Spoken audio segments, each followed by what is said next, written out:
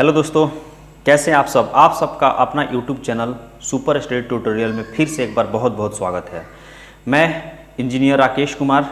इसके पहले वाले लेक्चर में आपको संख्या पद्धति का हम लोग 1 से लेकर 20 तक क्वेश्चन डिस्कस कर चुके थे। आज हम इसका ऑब्जेक्टिव का 20 से लेके आगे का क्वेश्चन डिस्कस करेंगे। ठीक है, हम लोग का टारगेट है कि एक एक्सरसाइज से कम 100 ऑब्जेक्टिव हम लोग सॉल्व करें, ताकि आपको एग्जाम में किसी भी प्रकार का क्वेश्चन न छूटे। ठीक है, तो आइए शुरू करते हैं। अगर आप पहला लेक्चर नहीं देखे होंगे तो आप उसको देख लीजिएगा। 1 से लेकर 20 तक का जो सीरीज था वो देख लीजिएगा, क्योंकि आपको वो कहीं ना कहीं फिर दिक्कत करेगी। ठीक है, तो देखिए क्वेश्चन नंबर 21 में क्या बोला है। क्वेश्चन नंबर 21 में आपको बोला है कि 2√3 प्लस √3 इनमें से किसके बराबर है। ठीक है, तो यहाँ देखिए इसको बोलेंगे 2√3 अब प्लस √3। तो यहाँ देखिए यहाँ पे जो लिखा है, यहाँ पर आप देख रहे होंगे, यहाँ पे लिखा है 2 और रूट में 3 है, अब प्लस यहाँ पे √3 है। तो यहाँ पे कुछ नहीं दिया है ना, यहाँ पे कुछ नहीं दिया, तो इसके पहले क्या छुपा हुआ है, 1 छुपा हुआ है। तो 2√3 और 1√3 ये दोनों को जोड़िएगा तो 2 और इसके पहले कुछ नहीं तो 1 है, तो 2 और 1 मिलकर कितना हो जाएगा, 3√3 आपका हो जाएगा आंसर। ठीक है, तो 3√3 जो कि ऑप्शन नंबर ए बिल्कुल सही है। ठीक है, उसके बाद देखिए क्वेश्चन नंबर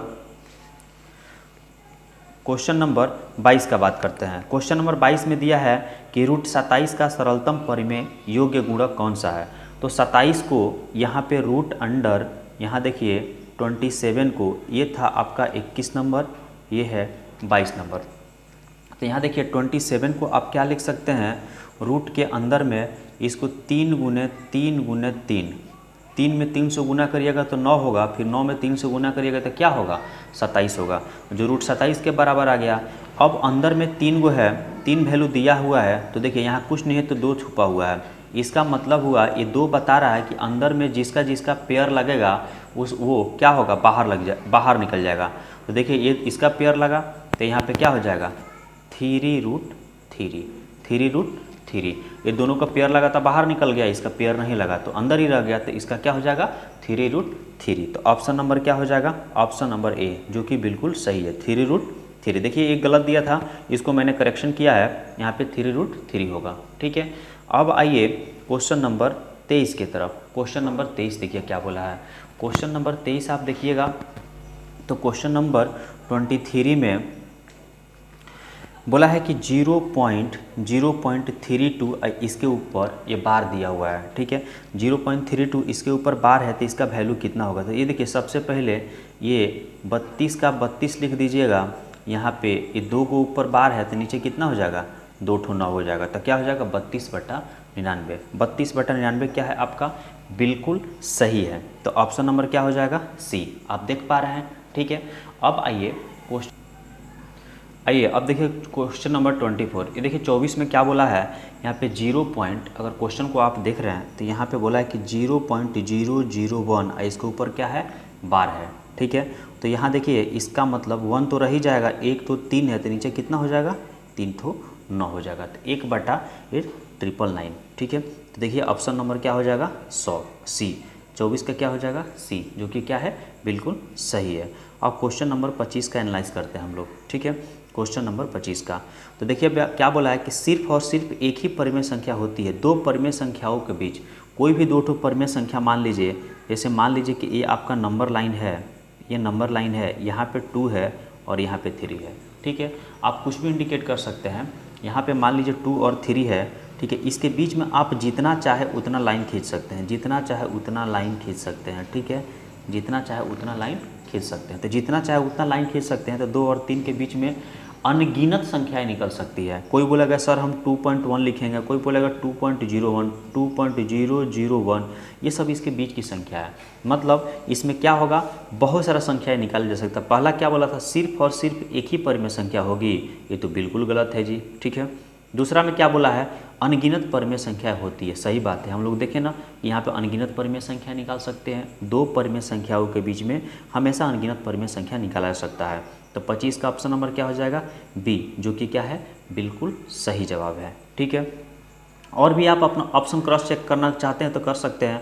कोई अपरिमेय संख्या नहीं होगा। अरे भाई 2 गो परिमेय संख्या है तो इसके बीच में तो परिमेय संख्या निकलेगा ही, निकलेगा ना, इनमें से कोई नहीं, इसीलिए ये दोनों ऑप्शन छट गया, पहला छट गया, ऑप्शन नंबर क्या होगा, बी होगा। इस तरह से आपको क्लियरफाई करके आगे बढ़ना है, ठीक है, स्किप नहीं करना है। अब देखिए क्वेश्चन नंबर 26 में हम लोग देखते हैं क्या बोला इसमें। 26 में देखिएगा तो बोला 3 माइनस रूट 2 में कौन सी छोटी से छोटी अपरिमेय संख्या जोड़ा जाए कि वह एक परिमेय संख्या हो जाए। तो क्या बोला यहाँ पे 3 माइनस रूट 2, 3 माइनस क्या है रूट 2, बोला कि इसमें से कौन ऐसा संख्या जोड़े कि ये क्या हो जाए, परिमेय संख्या हो जाए। परिमेय बोला है ना कि परिमेय संख्या हो जाता है। परिमेय संख्या क्या होता है कि रूट के अंदर में नहीं हो, रूट से बाहर हो। तो देखिए ये 2√3 है, तो 2√3 है, तो देखिए ये रूट हटना चाहिए। तो रूट हटाने के लिए अगर +2 आप इसमें ऐड कर देते हैं, यहाँ देखिए +√2 आप ऐड कर देते हैं, तो -√2 अब +√2, तो माइनस प्लस मिलकर क्या हो जाएगा, कट जाएगा। तो यहाँ पे बच गया क्या चीज़, 3। तो 3 के नीचे कुछ नहीं है तो आप 1 लिख सकते हैं।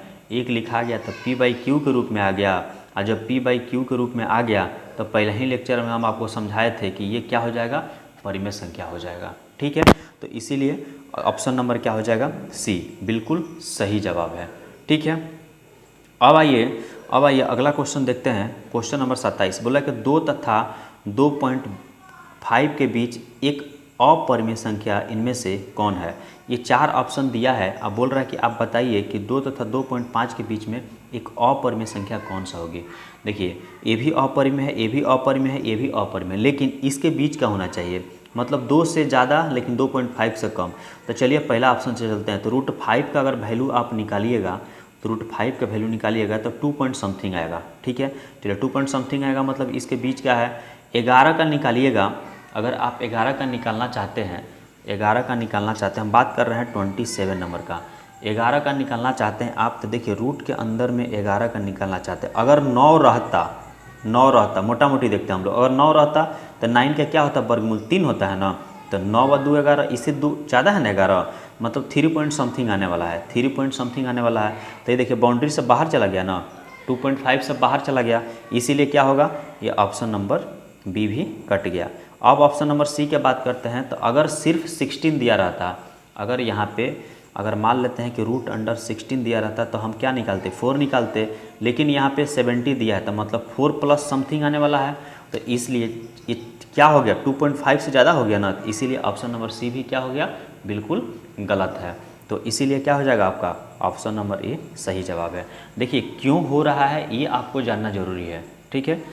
अब आइए क्वेश्चन नंबर 28 में, इनमें से कौन सा कथन सत्य है, ठीक है, ठीक है। तो क्वेश्चन नंबर 27 का कितना हो गया, √5 हो गया, ठीक है। एक और उपाय है इसका, आपको इसका वैल्यू याद करना पड़ेगा कि √5 का वैल्यू कितना होता है, √11 के कितना होता है, √17 का कितना होता है। तो वो ज़्यादा कॉम्प्लिकेटेड है, लेकिन आप ऐसे अनुमान लगा के आप कर सकते हैं, ठीक है। अब ये क्वेश्चन नंबर 28 में, देखिए क्वेश्चन नंबर 28 में क्या बोला है, ध्यान दीजिएगा आप। इसमें बोला है कि इनमें कौन कथन सत्य है। अब 4 ऑप्शन दिया, इसमें बताना है कौन कथन सत्य है। सरल रेखा पर प्रत्येक बिंदु एक अद्वितीय वास्तविक संख्या होता है। देखिए कोई सरल रेखा है, उस पर कोई बोला कि सरल रेखा पर प्रत्येक बिंदु एक अद्वितीय वास्तविक संख्या होता है। अद्वितीय वास्तविक संख्या मतलब होता है कोई एक ही संख्या होती है, सरल रेखा पर प्रत्येक बिंदु पर एक ही संख्या रेखा होती है, ठीक है। दूसरा बोला है कि अपरिमेय संख्या को सरल रेखा पर निरूपित नहीं किया जा सकता। अपरिमेय संख्या को, अपरिमेय कहने का मतलब हुआ कि जो जैसे हम बात कर रहे हैं अपरिमेय का, कि जैसे रूट के अंदर में क्या है, 2 है, रूट के अंदर में क्या है, 3 है। तो बताइए कि इसको हम संख्या रेखा पर जो लाइन होता है उस पर हम नंबर लाइन पे इसको इंडिकेट कर सकते हैं कि नहीं कर सकते, हम कर सकते हैं। अब √2 का बात करते हैं, तो √2 का बात करते हैं, तो √2 का जो वैल्यू होता है आपका कितना होता है, आपको याद होगा 1.414, ठीक है। आगे चलते जाता है लेकिन हम पॉइंट के बाद 3 डिजिट लेते हैं। तो बताइए इसको हम लिख सकते हैं कि नहीं, संख्या रेखा लिख सकते हैं ना। उसी तरह से √3 की बात करिएगा तो √3 का वैल्यू होता है आपका 1.732, ठीक है। तो इसको भी क्या कर सकते हैं आप, संख्या रेखा को आसानी से दर्शा सकते हैं, ठीक है। तो ये भी क्या है आपका, ये सही जवाब है। सी में क्या है कि प्रत्येक वास्तविक संख्या या तो परिमेय या अपरिमेय संख्या होती है, ये गड़बड़ है, ठीक है। सभी घन पूर्णांकों का वर्गमूल अपरिमेय संख्या होता है, ये तो बिल्कुल गड़बड़ है। सभी घन पूर्णांकों का वर्गमूल, जैसे बात कर रहे हैं कि देखिए ये 1 हो गया, ये √2 हो गया, √3 हो गया, उसी तरह से √4 हो गया, √5 हो जाएगा, √6 हो जाएगा, उसी तरह से √9 भी आप ले सकते हैं। तो देखिए √1 का 1 होगा, ये √2 का तो यही रह जाएगा, √3 का भी यही रह जाएगा, अब 4 का क्या हो जाएगा 2 हो जाएगा, 5 का यही रह जाएगा 6 का यही हो जाएगा, और √9 का क्या हो जाएगा 3 हो जाएगा। तो देखिए ये 3 ठो जो दिखाई दिया यहाँ पे, ये क्या है, ये तीनों का तीनों, इसके नीचे कुछ नहीं है तो आप 1 लगा सकते हैं, 1 लगा सकते हैं, तो ये क्या हो जाएगा आपका, ये परिमेय संख्या हुआ, ये क्या हुआ, परिमेय संख्या हुआ। ठीक है, लेकिन ये जो बचा √2, √3, √5 और √6, ये क्या हो गया, अपरिमेय संख्या हुआ। बात आ रहा है समझ में ना। तो ये बोला है क्या, सभी धन पूर्णांकों का वर्गमूल अपरिमेय संख्या होता है, नहीं, क्योंकि ये दोनों होता है, परिमेय और अपरिमेय दोनों होता है, इसीलिए क्या हुआ, पहला, तीसरा और चौथा बिल्कुल गलत है, ऑप्शन नंबर बी इसका बिल्कुल सही जवाब है। ठीक है, अपरिमेय संख्या को, एक मिनट, अपरिमेय संख्या को सरल रेखा पर निरूपित नहीं किया जा सकता। एक मिनट, यहाँ ध्यान दीजिएगा, अपरिमेय संख्या को सरल रेखा पर निरूपित नहीं किया जा सकता है, यहाँ नहीं बोला है, तो नहीं बोला है तो इसको किया जा सकता है ना, अभी हम लोग देखें ना कि इसको किया जा सकता है, इसीलिए क्या हुआ, ये बी भी क्या हो गया, गलत हो गया। ठीक है, तो इस तरह से हमारा ऑप्शन नंबर क्या होगा, सही जवाब होगा। सरल रेखा पर प्रत्येक बिंदु एक अद्वितीय वास्तविक संख्या को दर्शाता है, सही बात है। ये देखिए ये है, जैसे मान लेते हैं यहाँ 1 है, 2 है, 3 है, 4 है, तो प्रत्येक बिंदु जैसे हम बात करते हैं ये थी, तो किसी एक ही संख्या को ना, अद्वितीय मतलब ये किसी खास संख्या को निर्देश करता है 0.3। ठीक है, उसी तरह से 0.4 भी किसी खास संख्या को निर्देशित करता है, इसलिए ऑप्शन नंबर ए आपका बिल्कुल सही जवाब होगा। ठीक है, अब आइए हम लोग देखते हैं क्वेश्चन नंबर 29 को। बोला कि 29 में 2/3 इनमें से कौन सी संख्या है, 2/3 कौन सी संख्या है, तो 2/3 जो है वह कौन सी संख्या है। तो इसके लिए क्या करिएगा आप, यहाँ पे या तो आप 2 में 3 से भाग दे दीजिए, दो ऑप्शन है, या तो आप 2 में 3 से भाग दे दीजिए। ठीक है, 2 में 3 से भाग दीजिए तो देखिए क्या आ रहा है, यहाँ पे 2/3 के हम बारे में बात कर रहे हैं, ये कितना नंबर है, तो 29 नंबर। क्वेश्चन आप नोट कर सकते हैं या वीडियो को रिप्ले करके देख सकते हैं। ठीक है, इसका मतलब हुआ कि 3 से जब आप 2 में भाग दीजिएगा तो यहाँ देखिए पॉइंट होगा तो 0 होगा, 3 छः का कितना हो जाएगा 18, 10 में 60 गया 2, ये क्या हुआ कट गया, फिर यहाँ पॉइंट दिला गया तो यहाँ 0 दिला सकता है, 3 छः का कितना हो गया 18, ये 10 में 60 जाएगा 2, कट जाएगा फिर 0, मतलब ये 6 आते रहेगा। ठीक है, तो हम यहाँ पे लिख सकते हैं 0.6 के ऊपर बार, मतलब ये क्या सेम वैल्यू रिपीट कर रहा है, सेम वैल्यू रिपीट करता है। ठीक है, तो दशमलव प्रकार जो होता है वो एक शांत होता है, एक अशांत होता है। तो अशांत में भी 2 प्रकार का होता है, एक अशांत, सिंपल अशांत ऐसे बोल सकते हैं, एक अशांत आवृत्ति। अशांत का मतलब हुआ कि जैसे 0.2, 3, 4, 5, 6, 8 कुछ अलग अलग संख्या आ रहा है। ठीक है, अलग अलग संख्या आ रहा है तो इसको अशांत बोलेंगे।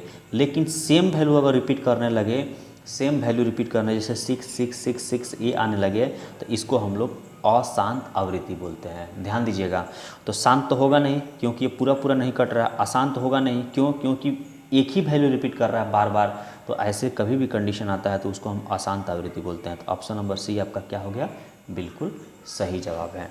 ठीक है, अब आइए हम क्वेश्चन नंबर 30 देखते हैं। क्वेश्चन नंबर 30 में क्या बोला है कि 1.38 के ऊपर बार का p/q के रूप में क्या होगा। 1.38 है ना, तो 1.38 है तो आप इसको क्या लिख सकते हैं, यहाँ पे क्वेश्चन नंबर 30 का, क्वेश्चन नंबर 30 में देखिए, क्वेश्चन नंबर 30 में यहाँ पे 1.38 इसके ऊपर क्या है, बार है। ठीक है, तो यहाँ से देखिए पॉइंट हटाइएगा, देखिए 138 तो सबसे पहले लिखा जाएगा, जितना के ऊपर बार नहीं रहता उसको आपको घटाना होता है। ठीक है, और जितना के ऊपर बार रहता उतना क्या हो जाएगा, नीचे 9 हो जाएगा। बता रहा है समझ में ना। तो अब देखिए 138 में से 1 चला जाएगा तो कितना हो जाएगा, 137 ना हो जाएगा, और नीचे कितना हो जाएगा 99। तो ऑप्शन कितना आना चाहिए, 137/99। तो हम देख लेते हैं 137/99 दिया है कि नहीं दिया है। तो देखिए 137/99 ऑप्शन नंबर ए इसका बिल्कुल सही जवाब है। ठीक है, अब उसी तरह से हम लोग देख लेते हैं क्वेश्चन नंबर 31। क्वेश्चन नंबर 31 देखिए क्या बोला है कि इनमें से किस संख्या का दशमलव रूप शांत होगा। ठीक है, तो देखिए अब थोड़ा सा एक कंसेप्ट समझिए, यहाँ कंसेप्ट समझिए। यहाँ पे शांत, यहाँ देखिए दशमलव प्रसार जो होता है, दशमलव प्रसार जो होता है वो दो प्रकार का होता है। ठीक है, पहला शांत और दूसरा अशांत। ठीक है, अशांत। अब शांत में देखिए शांत दशमलव उसको बोलते हैं जिसको मान लीजिए कि अंश और हर, अंश और हर, जैसे मान लीजिए p/q कोई संख्या दिया है, मतलब 4/3, 5/6 कुछ भी संख्या दिया है, तो हर जो है जिसको हम q बोले हैं इसका आप गुणनखंड करिएगा, इसका आप गुणनखंड करिएगा। तो जब नीचे वाला का गुणनखंड करिएगा तो हमेशा 2 × 5 और इसके पावर कुछ हो सकता है, या तो इसका m या n। अगर इसके रूप में आता है क्या, नीचे वाला का गुणनखंड जिसको हर बोला गया है, अगर हर का गुणनखंड 2 के पावर m × 5 के पावर n के रूप में आता है, ठीक है, तो वह शांत होगा। और इसको छोड़ के 2 और 5 के अलावा कोई तीसरा डिजिट इसमें इन्वॉल्व हो जाए, गुना अगर इसके गुणनखंड में आए, तो समझ लीजिएगा कि वो हमेशा क्या होगा, अशांत होगा। एग्जाम्पल के लिए बात करते हैं तो जैसे देख लीजिए, आइए अब इसको हम लोग चेक कर लेते हैं, ये आपको कंसेप्ट ध्यान में रखना है। ठीक है, तो आइए चेक करते हैं, आइए चेक करते हैं। पहला में क्या बोला था, 5/9 है, तो हमको ऊपर वाला सा मतलब नहीं है, नीचे वाला सा मतलब है। तो ये 5/9 है, ये 5/9 है, तो ऊपर वाला से तो कोई मतलब नहीं है, लेकिन 9 को क्या लिख सकते हैं, 3 × 3 लिख सकते हैं कि नहीं लिख सकते हैं। तो देखिए सिर्फ 3 है, हमको क्या चाहिए, 2 × 5 के रूप में चाहिए ना, तो 2 और 5 के अलावा कौन आ गया, 3 आ गया ना, तो ये क्या हो गया, आपका अशांत हो गया। पहले का कहानी खत्म। ठीक है, अब हम चेक करते हैं बी को। बी को देखिएगा तो 9/16, तो 9/16, यहाँ 9 है, जब आप 16 का फैक्टर तोड़िएगा तो 16 का यहाँ गुणनखंड करिएगा तो 2 × 8 = 16, यहाँ 2 × 4 = 8 और 2 × 2 = 4, मतलब 1 2 3 4, यहाँ 2 के पावर 4 लिख सकते हैं, 2 के पावर क्या लिख सकते हैं, 4 लिख सकते हैं। तो देखिए ये 2 है, 2 है और 2 के अलावा कुछ और इसमें है नहीं न है। तो देखिए यहाँ ध्यान दीजिएगा, ये 2 और 5 दोनों रह सकता है, या 2 भी सिर्फ रहे या 5 भी सिर्फ रहे, तब भी क्या होगा, हमेशा शांत होगा। हम क्या बोले, यह 2 के पावर n या 5 के पावर m, ये रहे या ये रहे या दोनों रहे, तभी भी हमेशा क्या होगा, यह शांत दशमलव प्रसार होगा। ठीक है, तो यहाँ पे क्या आ गया, यहाँ पे आ गया 2 के पावर 4, मतलब ये क्या है, शांत दशमलव प्रसार है। ठीक है, तो वही ना पूछ रहा था कि इनमें से किस संख्या का दशमलव रूप शांत होगा, तो ये क्या होगा, शांत होगा। समझ गए ना, 9/16, ऑप्शन नंबर बी आपका बिल्कुल सही है। अब बोलेगा सर सी क्यों नहीं होगा, तो 2/11 है ना, तो 2/11 है, तो 11 को सिर्फ 11 × 1 में लिख सकते हैं, तो 2 और 5 के अलावा आ गया कि नहीं आ गया। अब 30 है, तो 30 को क्या लिख सकते हैं, 3 × 5, 5 × 15, 15 × 30, तो देखिए 2 और 5 के अलावा 3 आ गया ना, तो 2 और 5 के अलावा 3 आ गया किसका, हर में, तो ये कभी भी शांत नहीं हो सकता है। तो ऑप्शन नंबर बी आपका बिल्कुल सही जवाब है। ठीक है, अब आइए क्वेश्चन नंबर 33 देखते हैं। क्वेश्चन नंबर 33, इसमें क्या बोला है, 4, 5 तथा 7/13 के बीच एक परिमेय संख्या इनमें से कौन है। 4/5, तो हम आपको क्या बताए हैं, यहाँ पे 33 नंबर क्वेश्चन में बोला है कि 4/5 + 7/13, और इसके बीच के संख्या बोल रहा है, तो ये दोनों को जोड़ के 2 से भाग दे दीजिएगा, तो क्या होगा, इसका संख्या निकल जाएगा। तो 5 और 13 के एलसीएम लीजिएगा, लघुत्तम लीजिएगा तो 65 आएगा, और 5 से भाग दीजिएगा 65 में, तो 13 बार में, 13 में 4 से गुना करिएगा तो 13 चौका क्या होगा, 52 होगा। 13 से भाग दीजिएगा, 13 × 5 = 65, अब 5 में 7 से गुना करिएगा तो 7 × 5 कितना होगा मेरे भाई, 35 हो जाएगा। नीचे क्या है, 2 है तो 2 रहेगा ही। अब आ जाइए 52 और 35 जोड़ दीजिए, 5 और 2 7 हो जाएगा, अब 5 और 3 8, 87 हो गया। यहाँ पे 65 है, यहाँ पे 2 है, तो ये दोनों तो साथे साथे आ रहा है, लेकिन लेकिन इसके साथ कोई नहीं है, इसके जोड़ा कोई नहीं है, तो इसका संगतिया कौन है, हमेशा एक साथ में रहता है। तो आप क्या करिएगा, यहाँ पे 87/65 तो रहेगा ही। अब क्या होगा, अब गुना करके ये वैल्यू क्या होता है, पलट जाता है, मतलब नीचे वाला ऊपर और ऊपर वाला नीचे। 87 में 1 से गुना करिएगा तो यहाँ पे 87 आ जाएगा। अब 65 में 2 से गुना करिएगा तो 130 आ जाएगा। तो आइए 87/130 देखते हैं कि किसका ये आंसर कहाँ पे दिया हुआ है। तो देखिए ये ऑप्शन नंबर ए में दिया है, कितना, 87/130, जो कि क्या है, बिल्कुल सही जवाब है। ठीक है, आइए अब देखिए क्वेश्चन नंबर 34 में क्या बोला है, 0 तथा 0.2 के बीच 3 परिमेय संख्या इनमें से कौन है। तो क्या बोला है, 0 तथा 0.2 के बीच बोला है। तो चलिए ये देखिए 0.01, ठीक है, 0.011, 0.212, तो देखिए 0.2 चाहिए ना, तो 2 से ज़्यादा हो गया तो इसका कहानी ख़त्म। यहाँ देखिए 0.1, 0.11, 0.12, तो ये देखिए 0.2 के अंदर में है, ये 0.2 के अंदर में हमारा कौन सा संख्या आ रहा है, पूरा का पूरा संख्या आ रहा है। ठीक है, मतलब 0 और 0.2 के बीच ही के संख्या है, इसीलिए ऑप्शन नंबर क्या हो जाएगा, बी आपका बिल्कुल सही जवाब है। ठीक है, अब आइए क्वेश्चन नंबर 35 में क्या बोला है कि 1/2 तथा 3/4 के बीच 2 परिमेय संख्या इनमें से कौन है। तो 1/2 हम 35 के बात कर रहे हैं, यहाँ ध्यान दीजिएगा, आप कहाँ देख रहे हैं जी, 1/2 और 3/4 है, इसके बीच के 2 परिमेय संख्याएं निकालने के लिए बोल रहा था। तो आप इसको क्या करेंगे, इसके लिए आपके पास 2 ऑप्शन है। 1/2 का मतलब क्या हुआ, 1/2 का मतलब 0.5 हुआ, और 1/2 का मतलब क्या हुआ, आधा, आधा का मतलब 0.5 हुआ, और 3/4 का मतलब समझ लिए, 3/4 का मतलब इस 3 में 4 से जब भाग दीजिएगा तो 4 सत्ते 28.7, और उसके बाद 2 बचेगा, 4 × 20, पॉइंट कितना हो जाएगा, 0.75, मतलब 0.5 से लेकर 0.75 के बीच की संख्या पूछ रहा है कौन सा होगा। ठीक है, इसके बीच के 2 परिमेय संख्या ज्ञात करना है। ठीक है, तो चलिए यहाँ से शुरू करते हैं। ये 5/8 है ना, ये 5/8 है, तो 5 में 8 से जब भाग दीजिएगा, ये देखिए 5/8 है, तो 5 में 8 से भाग दीजिएगा तो पॉइंट लीजिएगा तो 0, 8 बचे कितना है, 8 छक्के कितना हो जाएगा, 48। ठीक है, और 2 बचेगा, 2 बचेगा तो 8 दूना 16, फिर 4 बचेगा, 8 बचे 40, तो 0.625, तो देखिए 0.5 पे इसके बीच में है। ठीक है, इसके बारे में सोचते हैं, 11 बटा क्या है, 16, तो 11/16, तो मतलब 11 में आप क्या करिएगा, 16 से भाग दीजिएगा। इसका मतलब क्या हुआ, 11 में आपको 16 से भाग देना है। ठीक है, तो नहीं समझ में आ रहा है तो 16 से इस 11 में भाग दे दीजिए, तो भाग दीजिएगा तो यहाँ पॉइंट होगा, तो यहाँ 0 होगा, 11 × 5 = 55, 16 है ना, तो 16 × 7 = 112, 7 बार में जोड़ो ज़्यादा हो जाएगा ना, तो 16 छक्के कितना हो जाएगा, 96, 96, 10 में से 6 हो गया 4, और 10 में से 9 जाएगा 1, 14 आ गया, यहाँ 0 तो लिखाएगा ही, और फिर 16 का पहाड़ा पढ़िएगा तो 16 × 7 = 112, 16 8 कितना होता है, 128, 10 में से 8 जाएगा 2, 3 में से 2 गया 1 ही कट गया। ठीक है, 12 बचा, फिर यहाँ पे 0, तो फिर कितना हो जाएगा, 16 × 7 = 112, 16 × 7 कितना हो जाएगा जी, 112, तो 0.687 आ रहा है, कितना है, 0.687।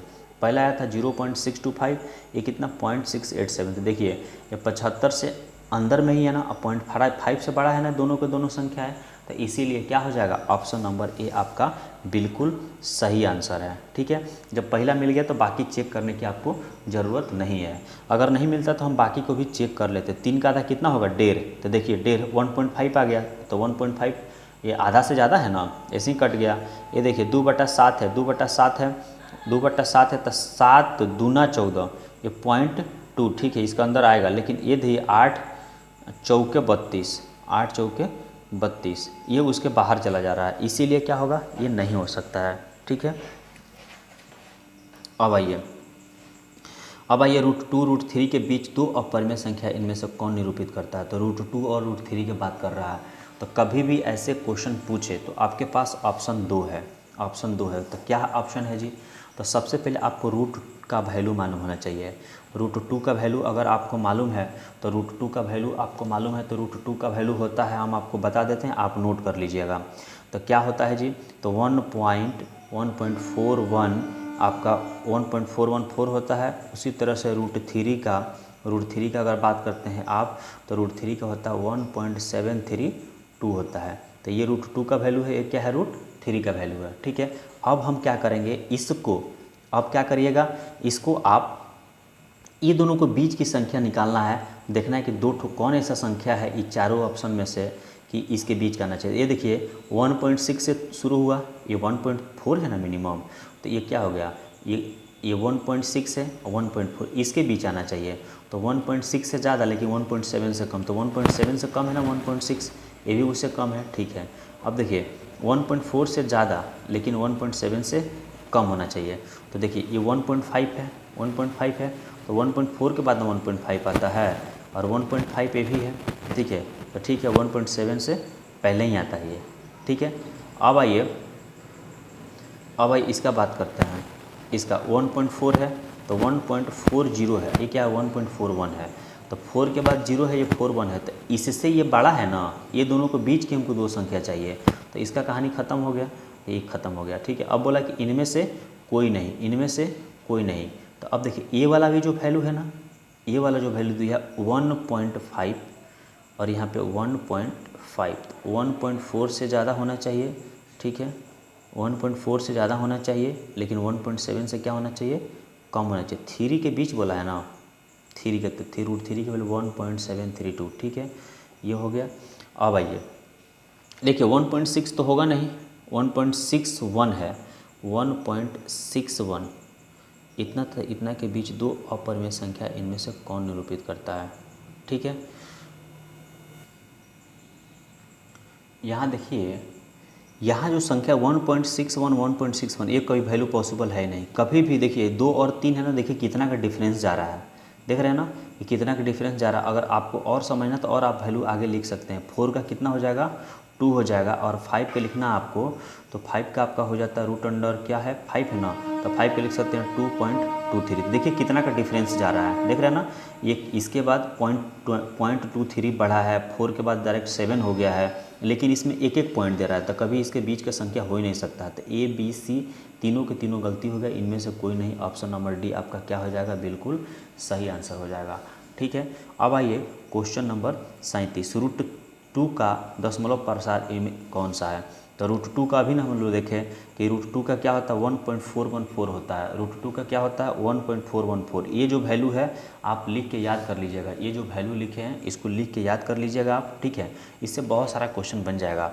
अब डायरेक्टली पूछ दिया कि √2 का वैल्यू कौन सा होगा, तो देख लीजिए 1.414 इसमें तो दिया नहीं है कहीं पे, इसमें भी नहीं दिया, इसमें भी नहीं दिया, इसमें तो ऑप्शन नंबर क्या हो जाएगा डी आपका बिल्कुल सही है। ठीक है, अब आइए 38 में।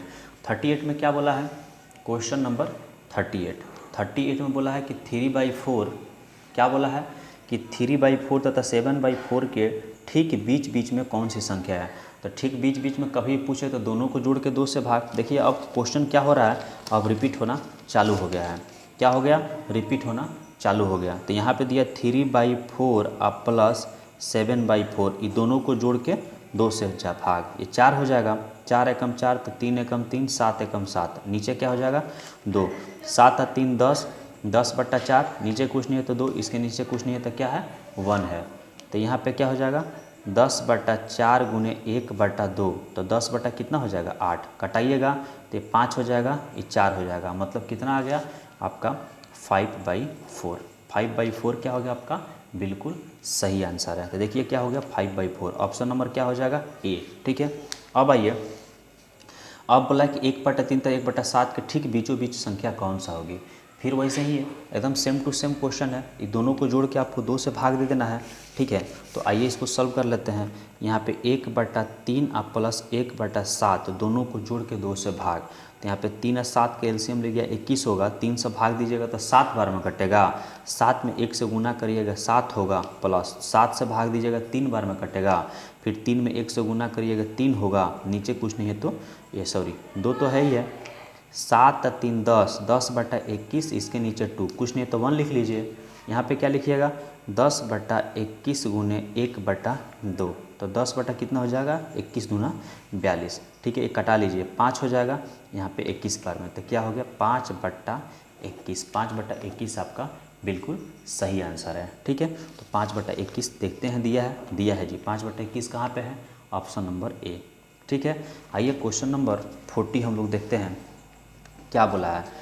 3 तथा 4 के बीच 6 परिमेय संख्या निकालें। देखिए अब जो क्वेश्चन का टाइप चेंज हो गया है, यहाँ पे 6 परिमेय संख्या पूछ सकता है आपसे, 5 परिमेय संख्या पूछ सकता है, 10 पूछ सकता है, कुछ भी पूछेगा। ठीक है, तो इसके लिए आप क्या करिएगा, कभी भी ऐसे अगर पूछे आपसे तो 3 तथा 4 के बीच में 6 परिमेय संख्या पूछा है ना, तो देखिए जितना पूछे उससे एक ज़्यादा लेना है। जैसे 6 पूछा है तो 6 + 1 कितना लेना है? 7। अगर आपके 8 पूछे तो 8 + 1 कितना लेना है? 9। ठीक है, तो इसमें कितना पूछा है? 6 9, तो हम क्या करेंगे, 6 + 1 कितना हो जाएगा? 7। और उस संख्या से ऊपर और नीचे दोनों गुना कर देंगे। जैसे 3 है तो 3 में 7 से ऊपर और 7 से नीचे, तो कितना हो जाएगा? 7 3 21, 21 बटा क्या हो जाएगा? 7। ठीक है, अब उसके बाद क्या है? 4 था ना, तो 4 है, 4 में 7 से ऊपर गुना, 7 से नीचे गुना, तो 7 से कितना हो जाएगा? 28 बटा कितना हो जाएगा? 7। ठीक है, तो अब देखिए अब यहाँ पे क्या करिएगा, यहाँ पे आप लिखिएगा कि 21/7, 21/7 के बाद 21 के बाद क्या होता है? 22/7। उसके बाद क्या लिख सकते हैं आप? 23/7। उसके बाद 24/7। उसके बाद 25/7। ठीक है, उसके बाद आप लिख सकते हैं 26/7। उसके बाद हो जाएगा 27/7। ठीक है, 27/7। अब उसके बाद क्या होगा? 28/7। ठीक है, तो देखिए 27 और 28 के बीच में बोला था ना, 21/7 और 28/7 के बीच की संख्या कितना बोला था? 6 बोला है ना, 6 बोला है कि 5 बोला है? कितना संख्या बोला था? 6 संख्या बोला था। देखिए 6 संख्या आ गया, 1 2 3 4 5 6। ठीक है, तो मिला लेते हैं 23/7, 24/7 देख लेते हैं कौन है। तो यहाँ देखिए 22/7, 23/7, 24/7। ठीक है, 22 23 24 25 26 27/7। ऑप्शन नंबर क्या हो गया? ये आपका बिल्कुल सही है। ठीक है, तो एक बार और समझ लीजिए, कभी भी हम क्या बोले कि जितनी संख्या पूछे, जैसे मान लीजिए कि आपको 6 परिमेय संख्या पूछ रहा है, 8 परिमेय संख्या पूछ रहा है, 10 पूछ रहा है, तो उसमें आपको 1 जोड़ना है, तो कितना हो जाएगा? 11। तो मान लीजिए 5 और 20 के बीच पूछा था, तब 10 1 11 हो गया। कितना पूछा था? 10 संख्या पूछा था, 10 में 1 जोड़े तो 11 हो गया। तो 11 से ऊपर भी गुना, नीचे भी गुना, इसमें भी 11 से ऊपर भी गुना, नीचे भी गुना।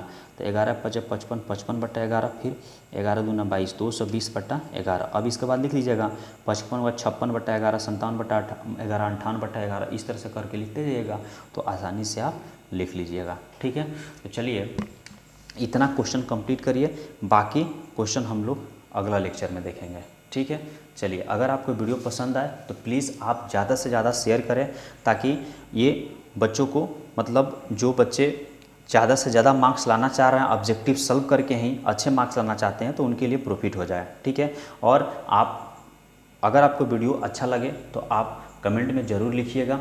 चलिए, थैंक यू, धन्यवाद।